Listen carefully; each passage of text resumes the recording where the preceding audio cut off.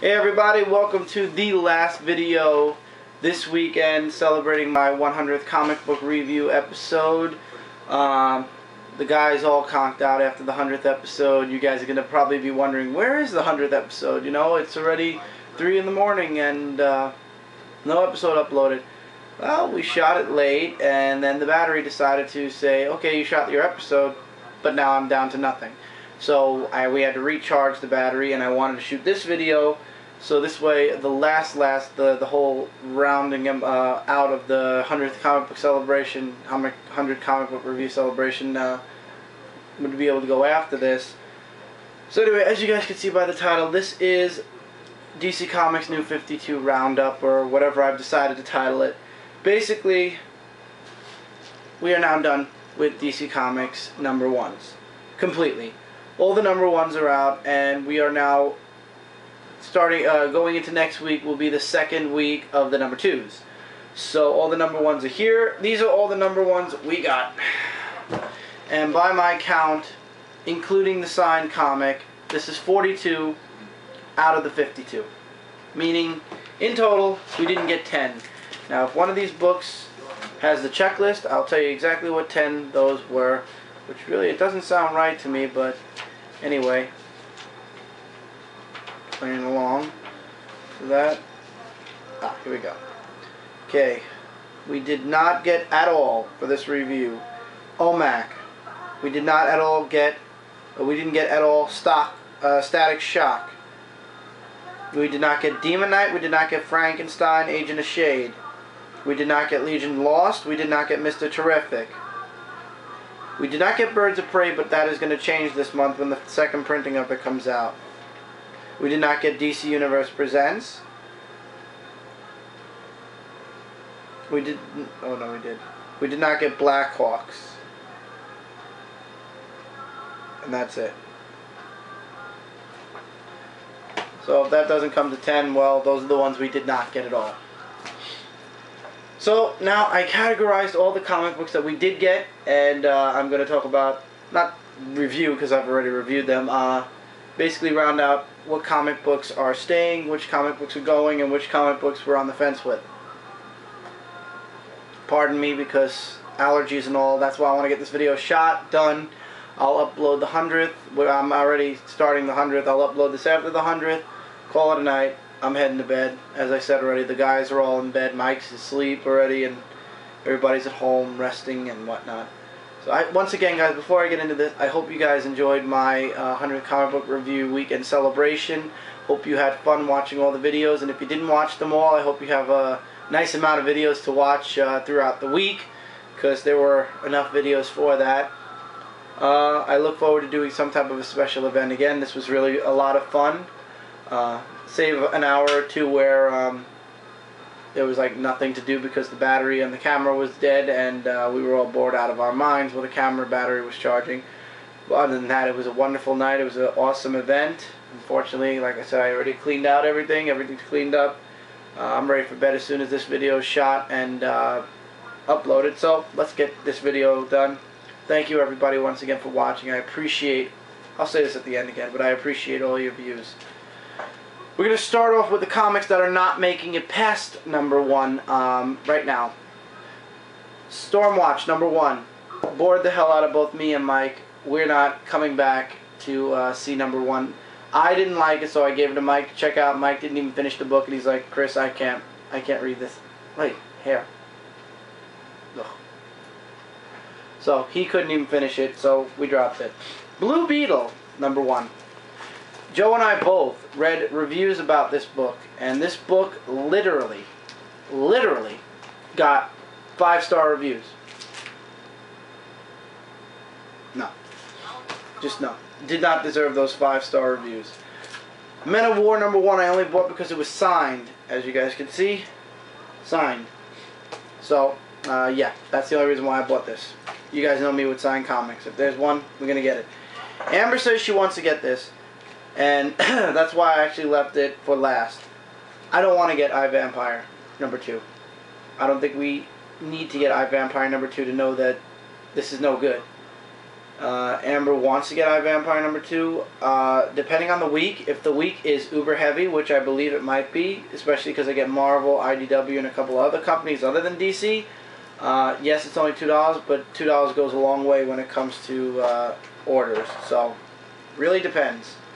Ones I'm on the fence with, Red Hood and the Outlaws. First of all, because of Starfire.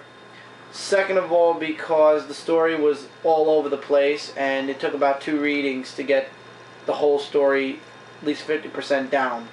But I'm sticking around to see what comes next. Legion of Superheroes, number 1. On the fence because there's a whole lot of backstory. And, yeah, it's kind of hard to follow, but at the same time I'm following. So I figure I'm going to get issue 2, see where it's going. If it interests me after number 2, I'll keep going. If it doesn't, I'll drop it. Superboy, number 1. You guys know how I feel about Superboy. I portray Superboy. I've watched the evolution of Superboy, from 1993 till 2011 before this reboot. This is a slap in the face of all Superboy fans, in my opinion. But then again, the reboot does mean changes, so I'm on the fence with this because the story looks retarded, and it's conjoined with Teen Titans, which I don't have with me at the immediate moment to pick up, but yes. So, you can't get Superboy without Teen Titans, you can't get Teen Titans without Superboy, so I'm on the fence with this. Issue 2 is going to be my deciding factor. Grifter. Grifter is interesting. Once again, I don't know the character, though. He is a character from Wildstorm. I am intrigued enough to get issue 2, but if issue 2 does not give me if it doesn't wow me, I'm probably not gonna grab issue 3 then. Batgirl number 1 I liked. I did like it.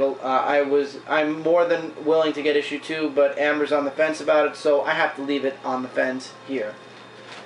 And now the opposite way around, Amber liked this, and I was on the fence with it. Suicide Squad.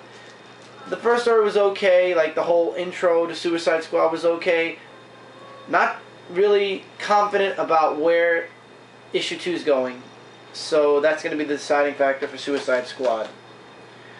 Deathstroke was recommended by several comic reviewers. Pete from Pete's Basement actually pushed me over the edge to say yes before this sold out. I'm on the fence with it because it's a story that doesn't interest me enough to really want to grab a next issue, but I'm grabbing issue 2 because there was enough in this issue to make me say, okay, maybe there's something in this. Let's see. So the next issue is going to determine that. Firestorm, the same thing. There really wasn't a lot to enjoy, a lot to really for me in issue 1, but there was enough in it to make me want to know what happens next, in the next issue at least. Voodoo, I'm 50-50 with. Once again, she's like Grifter, Wildstorm character, shapeshifter, whatnot. Reminds me of a female version of John Jones, except she kills, and Men in Black people are around, and yeah. So, I'm on the fence with that as well. Batman the Dark Knight, I'm on the fence with because it is the, am I on the fence? Wait, we're still on the fence ones, right? Yes, we are. Yeah, okay. Because that comic starts that. I'm on the fence with this because it's one, I enjoyed the first Dark Knight series. This one is off to a mediocre start, and the whole don't call me Two-Face, it's One-Face now. Let's hope the bad dialogue stopped there. Looking forward to issue 2 and hoping that it'll be better. Joe says Savage Hawkman, it kind of reminds him too much of Spawn. He'll come back for an issue 2, but he's not sure. Me personally, I really don't care for Hawkman, so if Joe says drop it, yeah, I'm gonna drop it. Teen Titans goes in conjunction. It goes directly in conjunction with Superboy. They're gonna be working hand in hand at least until after the holiday season. Love Red Robin. Don't get me wrong. Awesome guy. Awesome teen superhero. Wish he would have gotten his own relaunch series, but he didn't. So I'm going to stick around for that reason, not Superboy this time. And if the series tanks or if the next issue just leaves me not really caring, I'll probably drop it. The Flash, I'm closer to saying is a keep than a on the fence. But I'm going to let the number 2 issue determine that for me. I'm not 100% positive it's going to be a keep. The number 2 will determine Flash. The absolute yeses, of course, are going to be Superman, because I've been a Superman fan for years. And Dan Jurgens is joining the Superman team starting issue 8, or actually issue 7. So if I have to stick with a half year's worth of George Perez, sorry, Morales. Rags Morales is Action Comics, guys. If I have to stick with George Perez for 6 issues, I can live with it. The story is going pretty okay, if you forget everything you know about Superman. Animal Man 1, I'm glad I got. Once again, though, it is a mature book. And once again, Swamp Thing is in a completely different place, so I can't put them up together. It's a mature book. It's rated T for teen, but the story has its graphic moments. This part, not so much. Part 2, yes. I already got issue 2, and issue 2 pushed me to keep it. That's why it's there. Resurrection Man, I liked the first issue. I really did. I'm a definite keep, but being honest, if issue 2 does not deliver, like hardcore deliver, it will move from a keep to on the fence, and then issue 3 will be a determinant for me to keep or drop Resurrection Man. Supergirl number 1 just wowed me. It was the first Superbook I actually said I liked. So that's a definite keeper right there. Enough said. Don't like the costume, but yeah. Nightwing is keep. Love Nightwing. Glad Dick Grayson is now Nightwing again. Freaking awesome book. Good story thus far. Awesome new costume. The only thing I'd say is change the red to the blue again, but for color, I'm not gonna gripe. Green Lantern Corps I've been buying. It's been awesome. It's just taking off. It's just continuing along, except with a number 1 in front of it instead of a number 60 whatever. Batman was really good also. Same thing. Great story. And I enjoyed it. It was my book of the week of that week. Greg Capello's artwork is awesome. Scott Snyder is writing it. Enough said. Keeper. Green Lantern, I've been saying, it's the same as Green Lantern Corps. It's following directly after what happened before the relaunch. It's just got a new number on it, so of course I'm following it. Red Lanterns I was excited for since the day it was announced. I'm a huge Lantern Corps fan, so the fact that Red Lanterns have a book now, shit, if they made a Blue Lantern Corps, I'd probably get that too. That's how good it is, so enough said there. But you gotta be a Green Lantern fan to like this. But that's my keeper. Batman and Robin number 1, just to see the chemistry between Bruce Wayne and his son, makes me want to keep it. And that's it. Green Arrow, Michael said, is a definite keep. He's enjoying it. It gives me a Smallville feel to Green Arrow, except the guy has a 4 or 5 o'clock shadow. But oh well. Not a 5 o'clock shadow. He has a little bit of a beard, but whatever. Justice League International is my favorite Justice League team right now that I'm reading. I'm also reading Justice League, and that's pretty good also, but that's set 5 years in the past. This is set more towards the present. My favorite. Also, it has Booster Gold in it. Love Booster Gold. And Dan Jurgens is writing. That's all I have to say. Dan Jurgens is writing. Michael loves Hawk and Dove. It's a definite keeper. He fell in love with the series from issue 1. Just reviewed issue 2, and he loves like I said, he loves the series in whole. So yeah. Action Comics number 1. Definitely going to be keeping this for a bit. I'm enjoying buying the variant covers though, because the regular covers are eh. The number 1 regular cover was okay, but the number 2 one was demented, so I'm glad I got the variant. Detective Comics was the first Batman relaunch comic I got. Really enjoyed it. I'm going to stick around. The whole Joker, the last page of this issue with the Joker, that was wow. Swamp Thing was a pleasant surprise. It was awesome from page 1. Great artwork, great story. Scott Snyder. As I said, as you'll see in issue 101, I'll repeat it here though. I now understand why they put Swamp Thing as the person the White Lantern was gonna everything in Brightest Day led up to. I understand why, and check out Comic Book Review 101 for me to explain why in depth.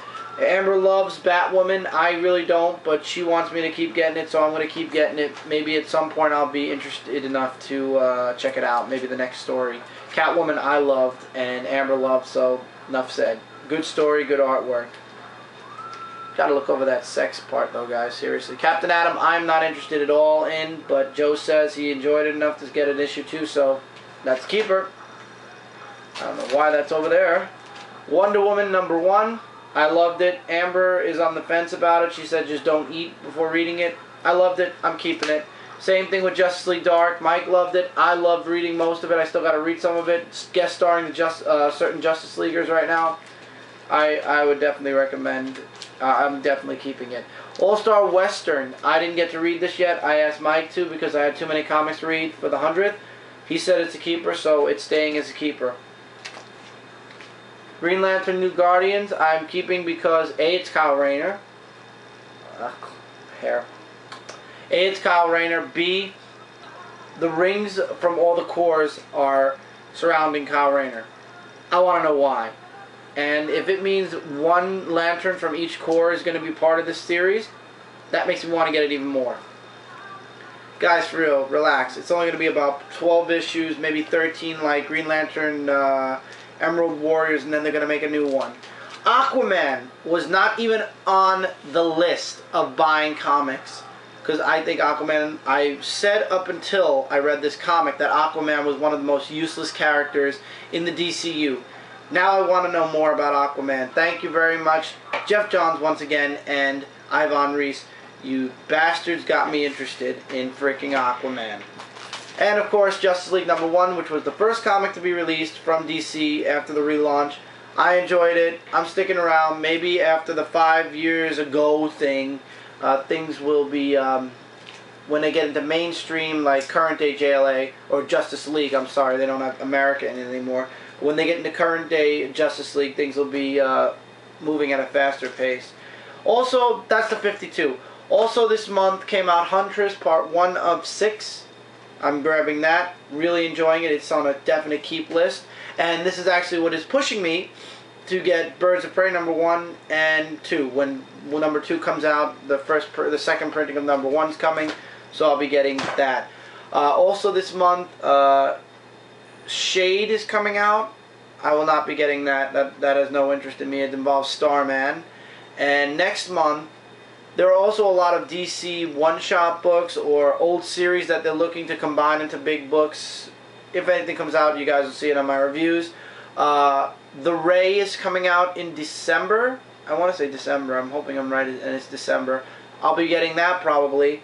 The Batman hardcover, Batman Noel, I will be getting. And I'm going to try really hard to get the Batman journal, the Journal of Batman. You know what I find funny? When they first mentioned this relaunch, I said that's it. Once DC relaunches, I ain't buying a single comic from them again. As time went on, I said, okay, I have to buy Superman. No choice. Then time moved further, and I decided to use Mike and Amber as guinea pigs. See if they'd like the comics. Then as time continued on, I decided since they're going to be guinea pigs, I'm going to stick myself in there as a guinea pig too. And I got comics. Then Joe came back, and Joe was like, hey, I wouldn't mind having some books, so I gave him whatever was left that looked interesting. Other than Superman, I have to say that, and Starfire.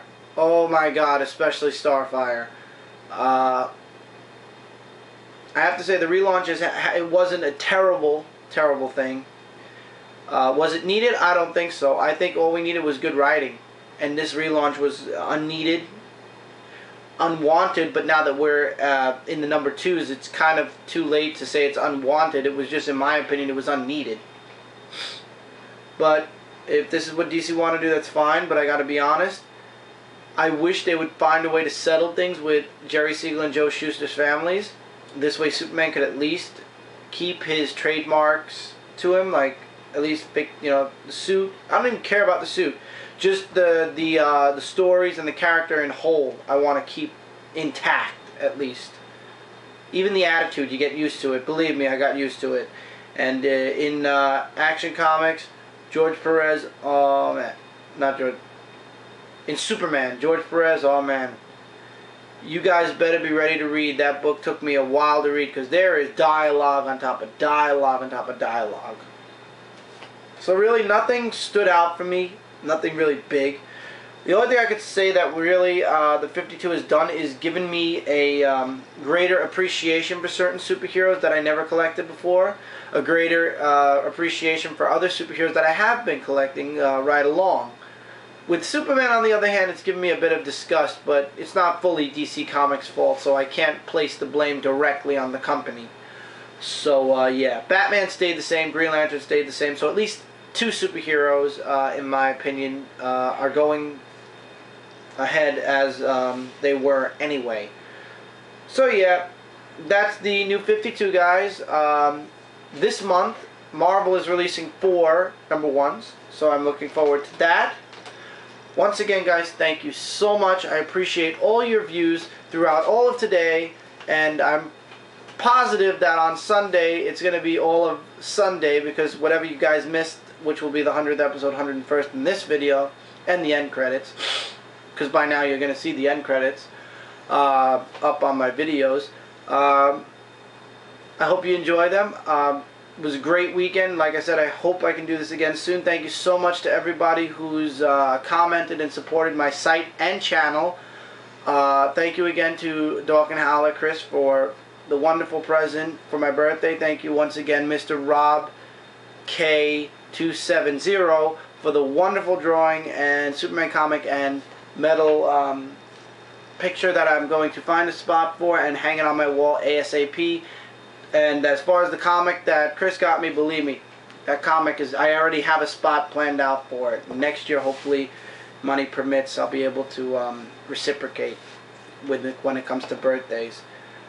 Alright, guys, so I'm tired. It's late. 100th episode is done. 101st is going up right after it. Cat wants to eat. I'm going to bed. I'm going to put this on the computer, and I'm going to bed. So, have a wonderful night, or in this case, because it's so late, have a wonderful morning. I'll probably be asleep while you're watching this. Thank you so much for all the comments all day. Thank you so much for the support once again. Here's to 200. I'm looking forward to it in another 2 years. It'll probably be in November of 2015, provided we all live through 2012. We'll be here. So, 2015 then. Till then, I hope you guys enjoy the next 99 videos. Later, guys. Take care. I'm going to bed.